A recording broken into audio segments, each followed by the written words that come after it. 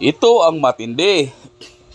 Nakakatawang reaksyon ni Atty. Topacio sa mga nabasa niyang articles of impeachment ni Saba.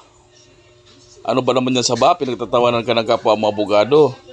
Ang matindi pa nito, ginawa kanyang inspirasyon sa loob ng CR habang nakaupo sa unodoro. Grabe ka naman. Atty. Topacio, ano pa naman yan? Ito, pati ba naman to si Barbers, tinira din. Lahat ng mga congressman dyan. Kaya pala ito si Kaya pala ito si Saba, hindi nag-iingay. Kahit alam niyang itong articles of impeachment ay napakalayo sa katotohanan, sinasakyan niya lang para ma-expose yung pangalan niya, kanyang pagmumukha. Kasi tatakbo pala siyang party list ngayong eleksyon. Kaya pala hindi siya basta lumapit sa kanya. Kaya tuloy nakakatawa yung kanilang mga pinagagawa. Ayan, Attorney Laila Saba de Lima, pinagtatawanan ka ng kapwa mo abogado. Totoo nga naman, nakakatawa nga naman kasi kahit hindi abogado, marunong umintindi kung ano ang kanilang mga pinagagawa at mga pinagsusulat. Walang mga basihan, mga pambata yung articles ng impeachment nila. O ito, panoorin natin to ng sabay-sabay. Ito yung video. Panoorin natin. Pero bago yan, kung bago ka pa lang dito sa ating channel, please like, share, and subscribe para updated ka sa ating mga videos na katulad nito. Binasa ko yung articles of impeachment laban kay Vice President Sara Duterte. At, nakaw, napakapangit. Pangit yung content? Yung content, hindi si Laila de Lima. In fairness, hindi naman siya gumawa. Pero, tinanggap niya yung papel bilang tagapagsalita. Yun ang diba? doon. So, kung tagapagsalita ka ng isang movement or isang activity or isang undertaking na pangit, pangit na rin yung ginagawa mo. Paano ikaw yung mukha nung sinasabi mo? Oo, kasi hindi ko naman pwedeng sabihin pangit si... hindi naman pangit. Oo, hindi. Maganda sila. Sila ni Congresswoman Luis, napakagandang mga babae. Oo. Yan wala akong sinasabi. Baka magalit na naman si Barbers. Galit na naman. Ang problema kay Congressman Barbers, na-offend siya doon sa mga sinasabi. Ang gusto niya yung NBI ang mag-imbestiga. Kung na-offend ka, ikaw magdemanda. Pambihira. Bakit NBI ang paggagawa mo? Hindi na, ikaw lang naman nag-offend. Sana is krimen yan against the people. Diba? Halimbawa, mass murder yan or plunder yan, pa-imbestiga mo. Pero kung ikaw lang na-offend, ikaw na lang ang magdemanda. Dinabay mo kay NBI, pambihira ka naman. Anyway, eto Sige po. Yung mga kengkoy, binasa ko talaga, natatawa ko eh. Yung iba binabasa ko pa habang nakaupo ko sa Inyodoro eh. Kasi bagay eh. Okay. Unang-una, ang impeachment po ay impeachable officer ang Vice President. Anong ibig sabihin? Anong legal implication nito? Dapat, yung mga ginawa mo na para ikaw ay ma-impeach, dapat ginawa mo yon bilang noong ikaw ay nakaupo na as one of the impeachable officers. Ayun. Kung Vice President ang impeach mo, yung mga ginawa niya habang siya ay Vice President. Kung Presidente impeach mo, may mga ginawa niya habang siya ay Presidente. Pero ito, kita mo ito mo yung sa articles of impeachment, lahat na lang ng maisip inilagay. Oo nga. Ang tawag dito ay mema. Mema sabi nila. Mema sabi, mema.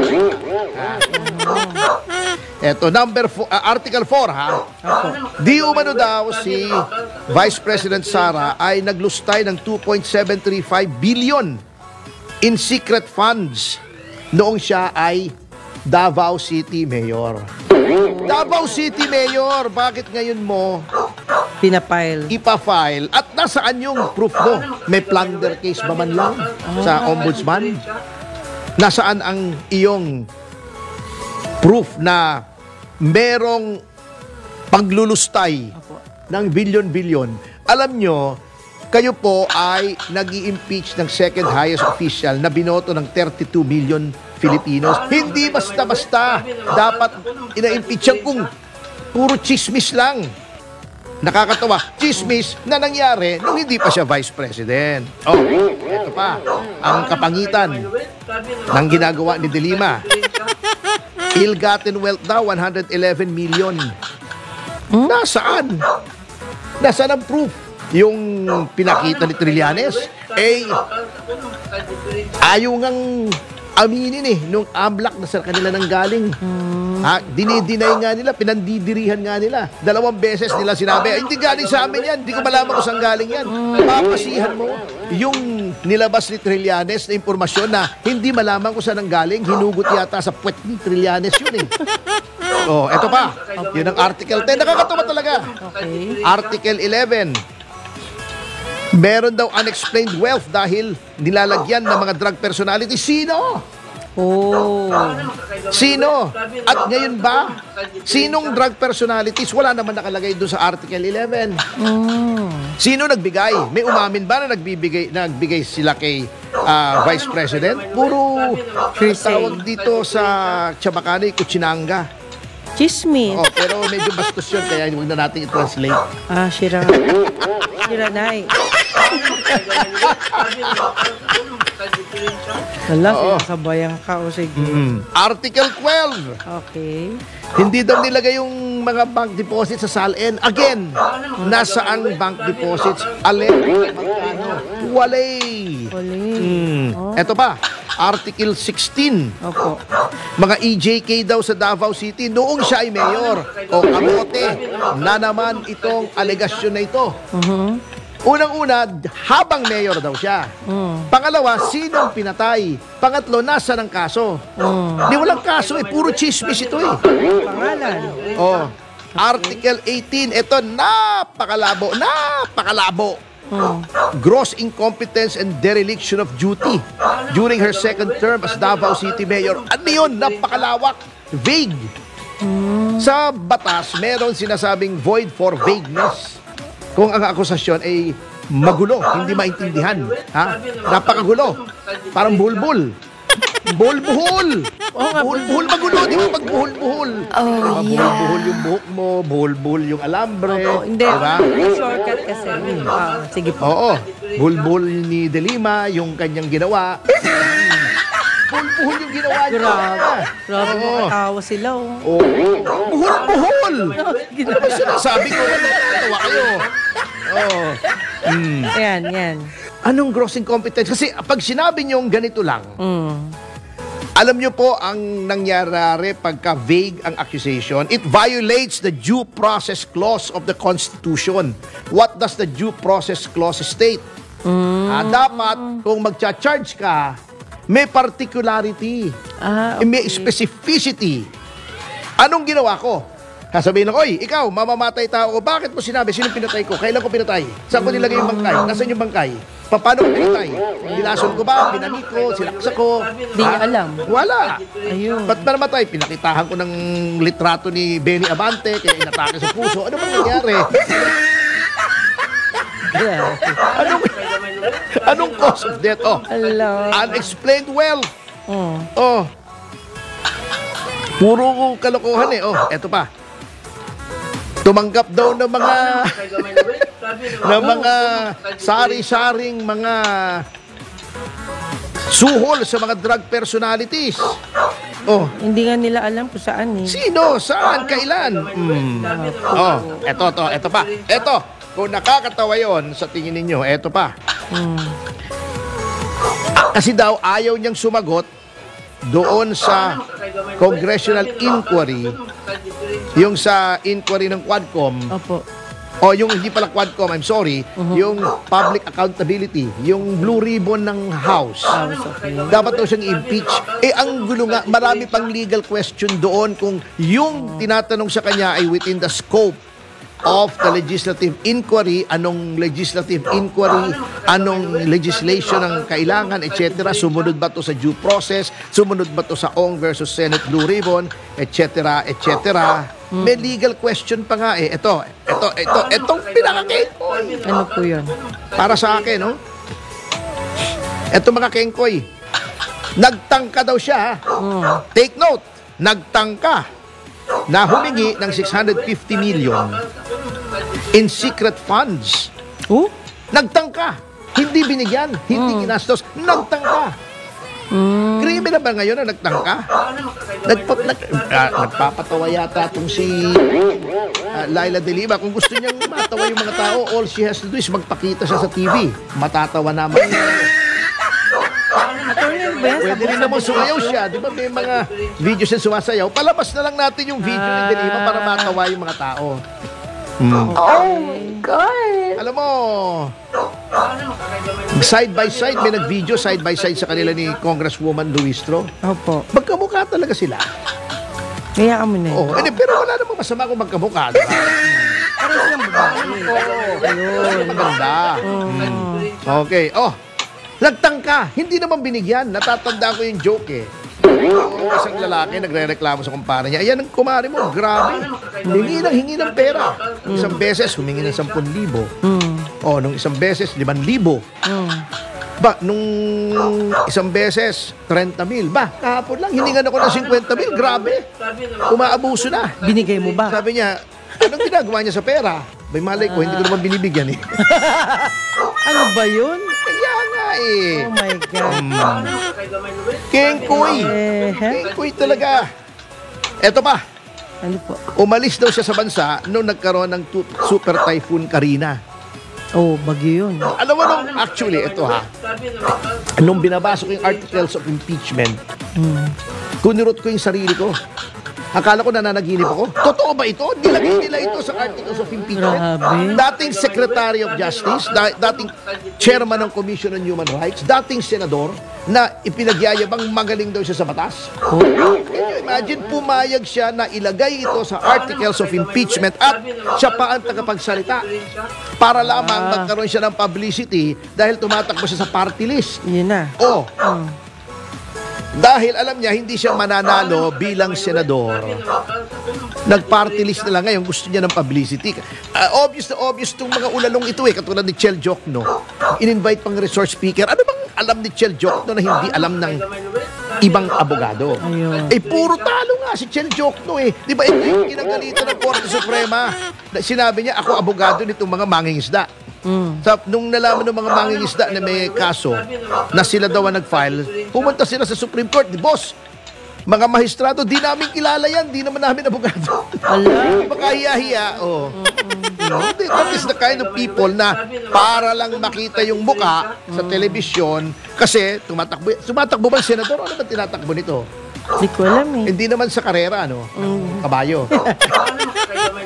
Pero sir, si Nasabayo pa natin dyan, Wenner. Yung doon yata tumatakbo si Chel Jokno. Yan, karera ng kabayo. Yun. And running Chel Jokno in the inside followed by... marunong kayo. Marunong kayong mag-speaker ng karera. Ayan. Ay, nako talagang... Eto pa. Hindi ko maintindihan talaga. Talagang ang sakit ng tiyan ko eh. Kaya panay ang punta ko sa CR nung binabasa ko itong impeachment. Jerbox tong impeachment na to talaga. Ba't nagkaganon sila? Ito mo ha. Ito. Ayaw daw niya na ikondena ang China tuwing pumapasok sa West Philippine Sea o South China Sea o whatever. Anak ng pating, hello? Kung ayaw niya hindi naman siyang gumagawa ng foreign policy. Kung hindi yun ang opinion niya Vice Presidente lang naman siya May say ba siya sa foreign policy? Ano ba naman yan? Talagang ibang klase. Pagdating sa kaingutan, number one itong impeachment. Ang dami ko na nakikita impeachment complaints. Yung kay Erap, naging abogado tayo ni Erap. Opo. Yung kay Corona, pinag-aralan natin yun. Yung mga impeachment na pinafile noon na hindi naman nagtatagumpay laban kay Pangulong Gloria Macapagal Arroyo nung panahon niya. Hindi pa ako abogado na noon, ha? Pag binabasa ko, no, iyon, mga at least may sustansya. Ito ba? Ito, ha? Yun daw, pagsabi, kasi hindi siya umattend ng 2024 State of the Nation, di ba? Opo. Yung SONA. Sabi niya, di ba, nagbiro siya. Sabi niya, I'm the designated survivor. Ba, yun daw ibanta sa presidente. May malaki na talaga sira ng complainant sa to. Can you imagine? Hindi siya pumunta, hindi naman pwedeng pilitin ka, imbitahan ka sa SONA, pero kung ayaw mo, di wag mo. Correct. Dagos nagbiro siya, designated survivor ako. Ito yung designated survivor kasi walang alam itong mga to kundi mag-Google, manood ng TikTok. Ano nung yung echo chamber nila sa social media, sila ang nag-uusap. Hindi siguro nanonood ng cable ito or Netflix yung may designated survivor. Yes. Joke po yun. Hindi nyo nakuha. Hindi po namin kasalanan kung walang laman ang utak nyo. Eto, dahil daw dinipensahan si Pastor Kibuloy. Can you imagine that? Impeachable offense yun? Impeachable? Oh my God! Hindi ko na kaya. I cannot. Oh no! I cannot! Bakit nagkaganon? Diyos ko po, Ricardo! Hindi nga naman pinagyan nyo. Ala. Ay, jablo kayo! Ay, mga jablo! Ay, gruti dapat sa inyo, eh! Dinidepensahan si Pastor Kibuloy. Hindi nyo ba alam, innocent until proven otherwise? Ano kung dinipensahan? Ha? High crime yun? I-demanda nyo rin ako Grabe, no? sa pagdidepensa kay Pastor Kibuloy. Diyos, talagang Diyos te salve Maria, lleno eres de gracia. Attorney, di ba? Ito pa, hindi pa tapos. Yes, But yes. wait, there's more! Okay. Nagdabog daw kasi. Nagdabog! Kasama Sa yun.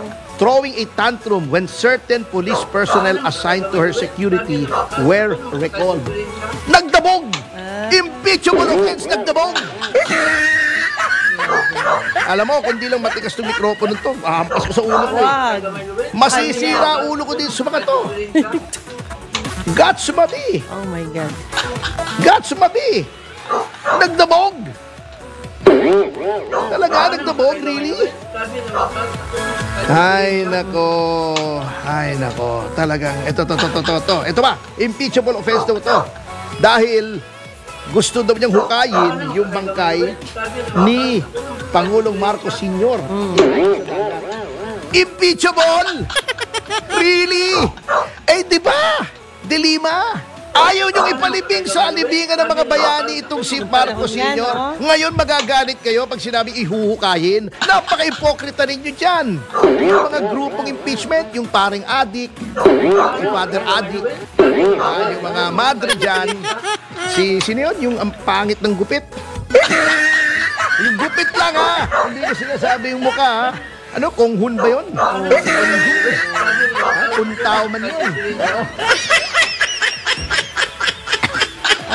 Bakit pa ka na naggupit noon? Nadulas ba yung barbero noon pag hinabol na lang sa kabila? Choice niya. Choice. Choice niya yung maging katawa-tawa yung gupit niya. Okay na. Country, hindi natin siya kikilig sa dahil. Magpagupit kaya akong ganun. Wag. Kahit bayaran mo ko sa 1 milyon, di ako magpapagupit ng ganun. Ang ipokrito ninyo, mga paret-mari ko. Ay, naku, Oo nga talaga. pala, no, kasama rin sila dun sa ano. Dios mío, caramba. Eso es terrible, absolutamente ridículo. Amura tuloy ako sa Spanish, eh. Talaga. Oh my Dahil doon, really. Ay, talagang Mababaliw ka. Anyway, alam mo, I cannot talaga eh. I cannot. Hindi kaya, ewan ko ba itong kailangan yata ng kumain muli ng sabay itong si Senator De Lima. Oh, yeah. Hindi, kasi brain food, maraming potassium ang saba. Oh, Kaya pag yeah. nakakakain ka noon, yung potassium kailangan yun sa yung mga kuryente sa katawan, yung mga ugat-ugat para mabuhay. Baka kulang lang sa saba, Senator De Lima. Oh, yeah. Padadalang kita ng isang, anong tawag doon? Hindi, attorney, Yung baka, piling ng saba. baka hindi lang niya na-review. Yung saba? Hindi yung ano, yung... Bakit siya pumayang mag-spokesman? Oo.